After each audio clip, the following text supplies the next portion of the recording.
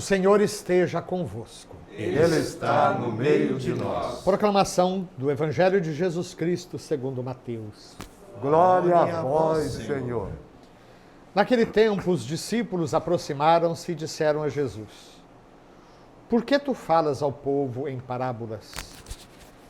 Jesus respondeu: Porque a vós foi dado o conhecimento dos mistérios do reino dos céus, mas a eles não é dado. Pois a pessoa que tem será dado ainda mais e terá em abundância, mas a pessoa que não tem será tirado até o pouco que tem. É por isso que eu lhes falo em parábolas, porque olhando eles não veem, e ouvindo eles não escutam, nem compreendem. Desse modo se cumpre neles a profecia de Isaías: havereis de ouvir sem nada entender, havereis de olhar sem nada ver, porque o coração deste povo se tornou insensível. Eles ouviram com má vontade e fecharam seus olhos para não ver com os olhos, nem ouvir com os ouvidos, nem compreender com o coração, de modo que se convertam e eu os cure.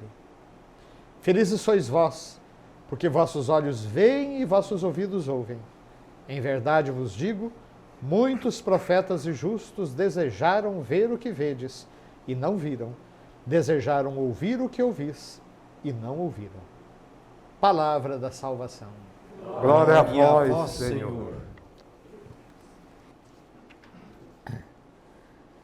Meus caros irmãos e irmãs, como eu dizia no início, hoje as leituras são bastante duras e falam de uma realidade muito próxima de nós.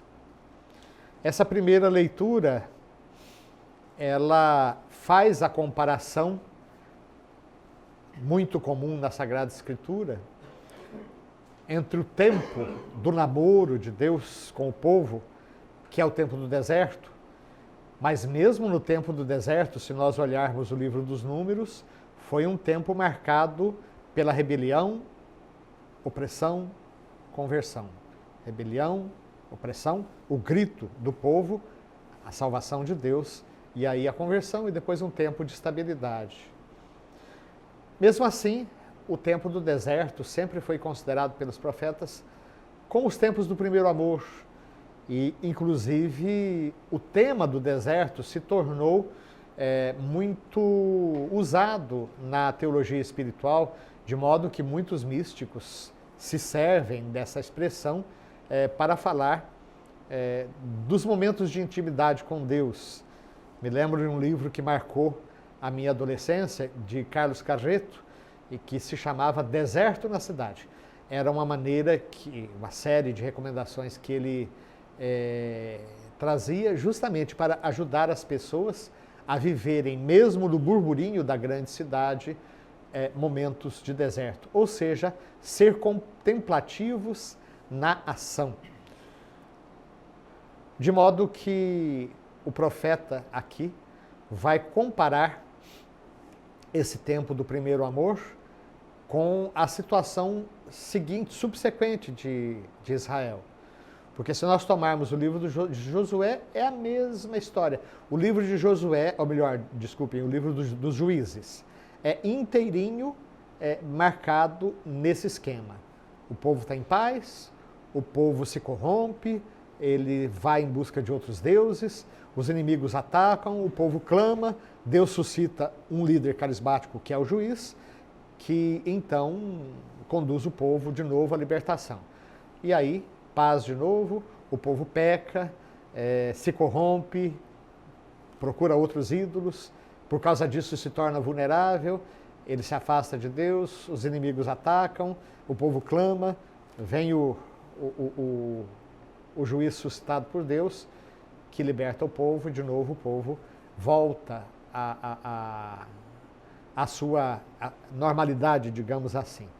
Então o profeta Jeremias, que já está ali no limiar do exílio, ele vai também se servir da mesma realidade. Aliás, essa dinâmica de que tudo que acontece de grave na história do povo é consequência do seu próprio pecado. A leitura a chamada literatura deuteronomista, que pega o livro do Deuteronômio, mas pega também Josué, Juízes, 1º e 2º Reis, 1º e 2º Samuel, ou Samuel primeiro, depois Reis.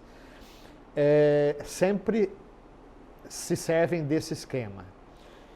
E aí Jeremias, já no limiar do exílio, vai dizer: vai e grita aos ouvidos de Jerusalém, isso diz o Senhor, lembro-me de ti, da afeição da jovem, do amor da noiva, de quando me seguias no deserto, numa terra inculta. Israel, consagrado ao Senhor, era como as primícias da sua colheita, da colheita do Senhor. Eu vos introduzi numa terra de pomares, para que gozasseis de seus melhores produtos. Mas, apenas chegados, contaminastes o país e tornastes abominável a minha herança. Os sacerdotes já se perguntam: onde está o Senhor? Os versados na lei, os doutores da lei, os escribas, não me reconheceram. Os chefes do povo voltaram-me as costas. E até os profetas profetizaram em nome de Baal. Lembram da briga de Elias com os 400 profetas de Baal. Ó céus, espantai, diz o Senhor, enchei-vos de grande horror. E aí, o texto termina com a frase que eu citei no ato penitencial: 2 pecados cometeu o meu povo. Abandonou-me a mim, fonte de água viva, e preferiu cavar cisternas defeituosas que não podem reter água. É uma imagem muito bonita dos profetas, porque água viva na Bíblia é aquela água que brota da fonte, né, da mina.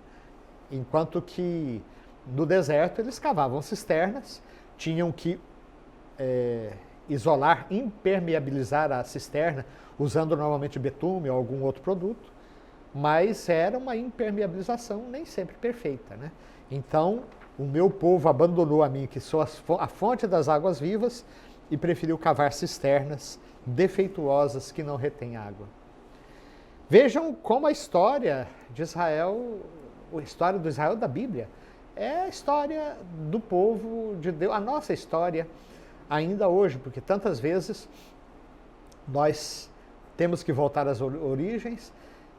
Não me esqueço de um irmão padre, na única viagem que eu fiz à Terra Santa, e a uma certa altura, na capelinha das Bem-aventuranças, ele me disse o seguinte: eu era muito mais ativo, muito mais vibrante, ou vibrador, não é? Com a causa do Evangelho, quando eu era um jovem participante dos meus grupos de jovens, do que eu sou hoje como padre. Aquilo foi uma frase que me pesou bastante. Depois ele renovou seus compromissos, se tornou com novo vigor, né?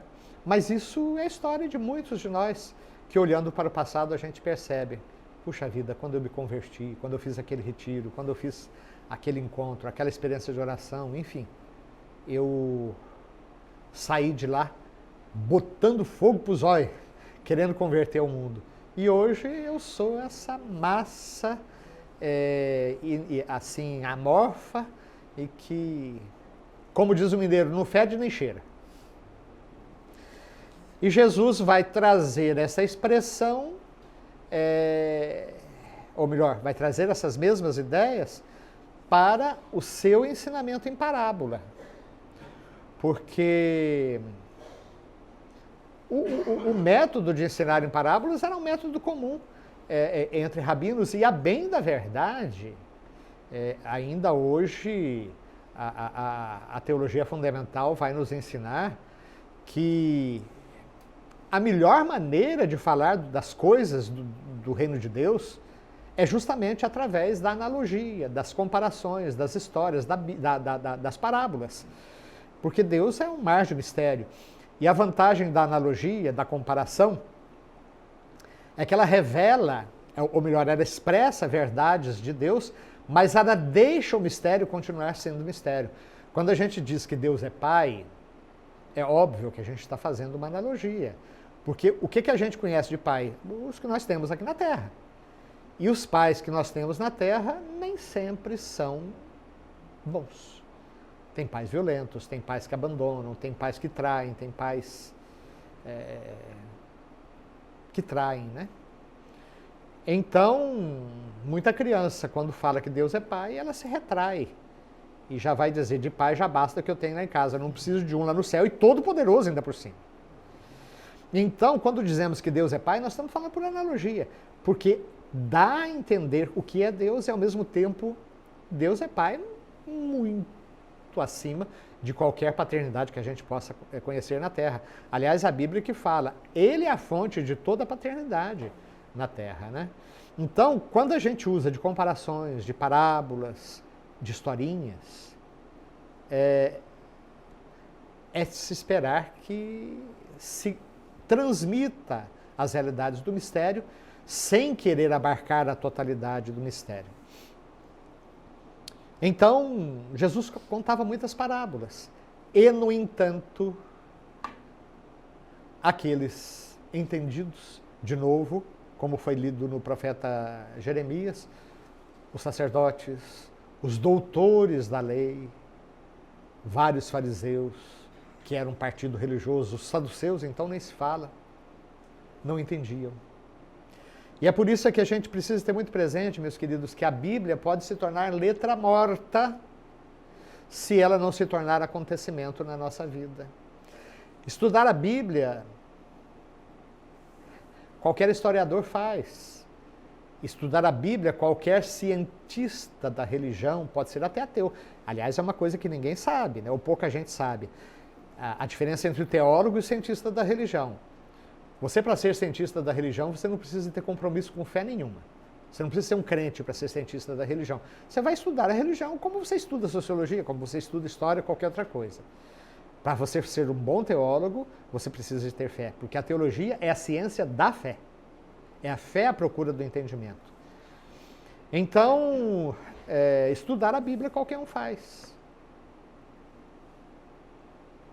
É salvação? É palavra de Deus? Não é. É letra morta. Então, o que Jesus disse dos seus contemporâneos vale para muitos de nós. Olhando, não veem. Ouvindo, não escutam, nem compreendam. E assim se cumpre neles a profecia de Isaías. Havereis de ouvir sem nada entender. Havereis de olhar sem nada ver. Porque o coração deste povo se tornou insensível. Eles ouviram com má vontade e fecharam seus olhos para não ver com os olhos, nem ouvir com os ouvidos, nem compreender com o coração, de modo que pudessem se converter e serem curados. Então, meus queridos, vamos pedir ao nosso bom Deus que Ele venha converter o nosso coração, né? Como dizia o velho Padre Zezinho, converte o meu coração, converte o meu coração. E que nós possamos merecer essas palavras finais do Evangelho de hoje. Felizes sois vós, porque vossos olhos veem, vossos ouvidos ouvem. Em verdade vos digo, muitos profetas e justos desejaram ver o que vedes e não viram. Desejaram ouvir o que ouvis e não ouviram. Que o Senhor nos abençoe hoje e sempre. Amém. Amém.